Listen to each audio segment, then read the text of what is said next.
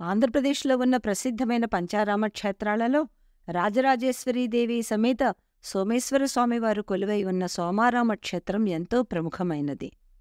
చంద్రుని చేత ప్రతిష్ఠించబడిన శ్వేతవర్ణంలో కనిపించే శివలింగం క్రమంగా అమావాస్య వచ్చేసరికి గోధుమ వర్ణానికి మారిపోయి తిరిగి పౌర్ణమి వచ్చేసరికి యథాతథంగా శ్వేతవర్ణంలో ప్రకాశవంతంగా కనిపించటం ఈ ఆలయం యొక్క విశేషం.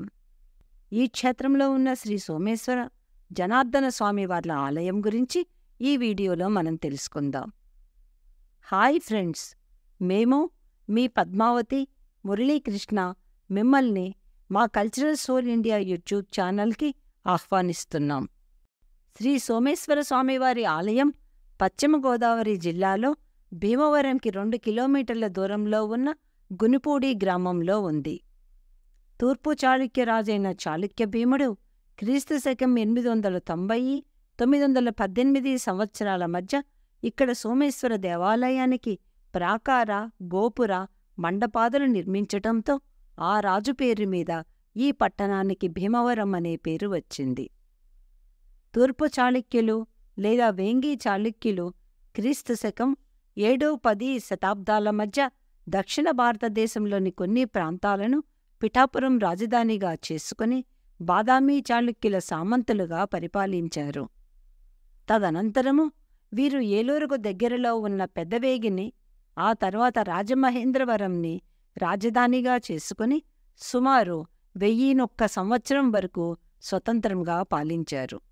ఆ తర్వాత క్రీస్తుశకం 1189 వరకు తూర్పు చాళుక్యులు ఈ ప్రాంతాన్ని చోళుల సామంతులుగా పాలించారు.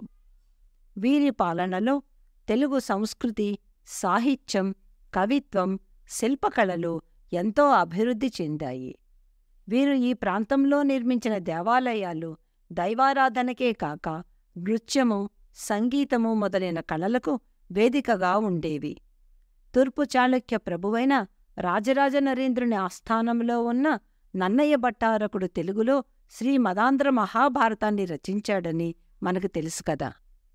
ఇక్కడి స్థలపురాణం ప్రకారం కుమారస్వామి చేత ఛేదించబడిన తారకాసురుడి ఆత్మలింగం యొక్క ఖండాలని కుమారస్వామి కుమార భీమారామ క్షేత్రంలో, సూర్యుడు ద్రాక్షారామ క్షేత్రంలో, చంద్రుడు సోమారామ క్షేత్రంలో, విష్ణుమూర్తి క్షీరారామ క్షేత్రంలో, ఇంద్రుడు అమరారామ క్షేత్రంలో ప్రతిష్ఠించి పూజలు జరిపారు. విశాలమైన ప్రాంగణములో నిర్మించిన ఈ ఆలయం చుట్టూ పెద్ద ప్రాకారం నిర్మించబడింది. ప్రాకారం మీద తూర్పు దిక్కున ఒక పెద్ద రాజగోపురం అద్భుతమైన శిల్పాలతో నిర్మించబడింది. ఈ ఆలయానికి తూర్పువైపున చంద్రపుష్కరిణి అని పిలువబడే కోనేరు ఉంది. ఈ చంద్రపుష్కరిణిలో స్నానం చేస్తే పాపాలు నశిస్తాయని భక్తులు విశ్వసిస్తారు. ఈ పుష్కరిణిని సోమగుండం అని కూడా పిలుస్తారు. గోపురం ఎదురుగా 15 అడుగుల ఎత్తు అయిన రాతిస్తంభంపై ఒక చిన్న నందీశ్వరుని విగ్రహం ఆలయముఖంగా చూస్తూ కనిపిస్తుంది. ఈ నందీశ్వరుడి దగ్గర నుండి ఆలయంలోకి చూస్తే శివాలయంలోని లింగాకారం కనిపిస్తుంది. అదే దేవాలయం ముందున్న రాతిగట్టు నుండి ఆలయంలోకి చూస్తే అన్నపూర్ణాదేవి కనిపిస్తుంది.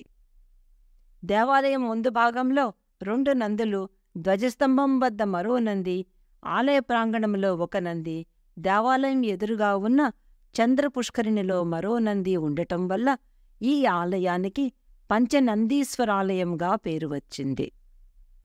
రాజగోపురం యొక్క ద్వారం నుంచి ఆలయంలోకి ప్రవేశించగానే ఎడమపక్కన సూర్యనారాయణుడు కొలువై ఉన్న మండపము, కుడిపక్కన సుబ్రహ్మణ్యేశ్వర స్వామి కొలువై ఉన్న మండపము కనిపిస్తాయి. ఎదురుగా బంగారు వర్ణంతో మెరిసిపోతున్న ఎత్తైన ధ్వజస్తంభం కనిపిస్తుంది. మన ఎదురుగా స్వామి అయ్యప్పమాల వేసుకున్న ఎంతోమంది భక్తులు భక్తితో స్వామికి ప్రదక్షిణ చేస్తూ కనిపిస్తున్నారు. ఈ ఆలయము 2 అంతస్తులుగా ఉంటుంది. ఆదిదేవుడు క్రింది అంతస్తులో నిర్మించబడిన గర్భగుడిలో సోమేశ్వరుడుగా కొలువై ఉంటే, 2వ అంతస్తులో స్వామి పైభాగాన నిర్మించబడిన గర్భగుడిలో అన్నపూర్ణాదేవి కొలువై ఉన్నారు. శివలింగం పైభాగాన అన్నపూర్ణ అమ్మవారి విగ్రహం ఉండటం ఈ దేవాలయంలో ఒక ప్రత్యేకత. ఈ విధమైన నిర్మాణం మరి ఏ శివాలయంలోనూ కనిపించదు. ఈశ్వరుడు గంగను జటాజూటంలో ధరించటానికి గుర్తుగా ఈ విధమైన నిర్మాణం జరిగిందని ప్రజల నమ్మకం. ధ్వజస్తంభం దగ్గర నుంచి ప్రదక్షిణ మార్గంలో వెడుతుంటే ఆలయం యొక్క మహామండపం కనిపిస్తుంది. భక్తులకు ఎదురుగా ఉన్న గర్భాలయంలో చంద్రప్రతిష్ఠితమైన లింగరూపంలో ఉన్న మహాశివుడు, లోపలికి వెళ్లగానే ఎడమవైపున కొలువై ఉన్న రాజరాజేశ్వరీదేవి దర్శనమిస్తారు. మహాశివుని దర్శనం పూర్తి చేసుకున్న భక్తులు దక్షిణం వైపు ఉన్న మార్గం ద్వారా గర్భగుడి నుంచి బయటికి వస్తారు.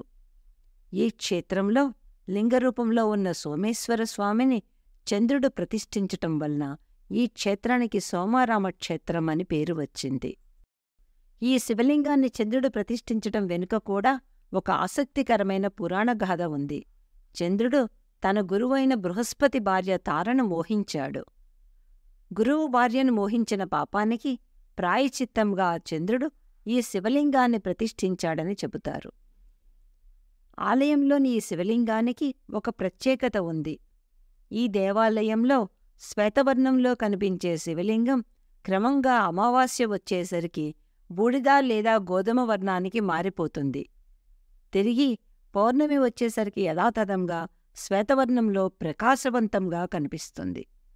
ఈ దేవాలయంలోని లింగం చంద్రునిచే ప్రతిష్ఠించబడిన చంద్రశిల కనుక ఈ మార్పులు కలుగుతున్నాయని చెబుతారు. మిగతా పంచారామ క్షేత్రాలలోని శివలింగములతో పోలిస్తే ఇక్కడి శివలింగం చిన్నది అని చెప్పవచ్చును.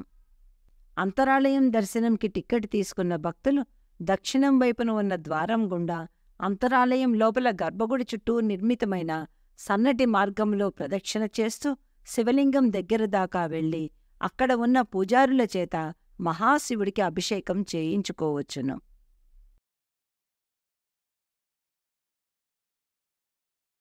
గర్భాలయానికి దక్షిణ దిక్కున నిర్మించబడిన 2 అంతస్తుల మండపంలో ఆదిలక్ష్మి కొలువై ఉన్నారు. ఈ మండపంలో వివాహాలు జరుపుకుంటారు. ఈ ఆలయంలో మహాశివరాత్రి మరియు శరన్నవరాత్రి పండుగలని కార్తీక మాసముని భక్తి శ్రద్ధలతో జరుపుకుంటారు. ప్రదక్షిణ మార్గానికి ఎడమవైపున మండపంలో వినాయకుని ఆలయం ఉంది.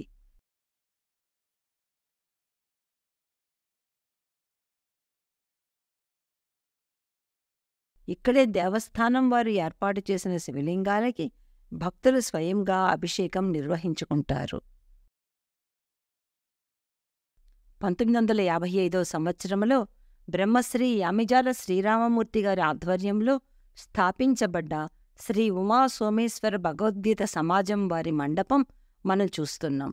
ఈ మండపంలో సమాజం వారు తమ సభ్యులతో, విద్యార్థులతో వివిధ ఆధ్యాత్మిక కార్యక్రమాలు నిర్వహిస్తూ ఉంటారని ఒక భక్తుడు చెప్పారు.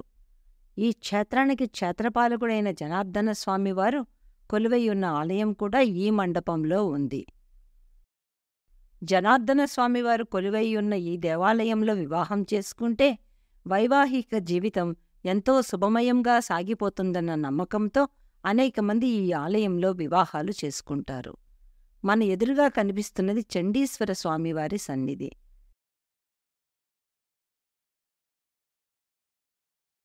ఎదురుగా స్వామివారి కళ్యాణ మండపం, అందులో అందంగా శిల్పీకరించబడిన శివపార్వతుల కళ్యాణ మహోత్సవం మనకి కన్నుల విందు చేస్తున్నాయి. ఇప్పుడు మనం చూస్తున్న శిలాఫలకంలో పంచభూతలింగములని పిలువబడే కంచిలో ఉన్న పృథ్వీలింగం, జంబుకేశ్వరంలో ఉన్న జలలింగం, తిరువణ్ణామలైలో ఉన్న తేజోలింగం, శ్రీకాళహస్తిలో ఉన్న వాయులింగం, చిదంబరంలో ఉన్న ఆకాశలింగం గురించి వివరించారు. ఇక్కడ ఉన్న శిలాఫలకంలో అష్టాదశ శక్తిపీఠముల యొక్క ఆవిర్భావం గురించి వివరంగా చిత్రరూపంలో తెలియజేశారు.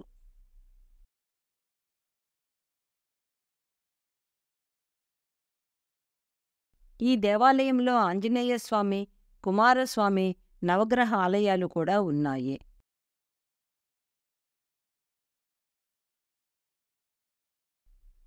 శ్రీ సోమేశ్వర జనార్దన స్వామివార్ల ఆలయంని దర్శించటానికి భీమవరం వెళ్ళినప్పుడు ఇక్కడ గ్రామదేవత అయిన మావుళ్ళమ్మ తల్లి ఆలయాన్ని, అతి ప్రాచీనమైన శ్రీ భీమేశ్వర స్వామివారి ఆలయాన్ని దర్శించడం మర్చిపోకండి. ఇప్పటివరకు మేము మా ఛానల్లో పంచారామ క్షేత్రాలైన అమరారామం, సోమారామం, క్షీరారామం, ద్రాక్షారామం, కుమార భీమారామం విశేషాలను గురించి వివరిస్తూ వీడియోలు పెట్టాము. ఈ వీడియో గనుక మీకు నచ్చితే ఈ వీడియోని సబ్స్క్రైబ్ చేసుకుని లైక్ చెయ్యటమే కాకుండా దీనిని అందరికీ షేర్ చేసి భీమవరంలో ఉన్న శ్రీ సోమేశ్వర జనార్దన స్వామివార్ల ఆలయం యొక్క విశిష్టతను అందరికీ పరిచయం చేయండి.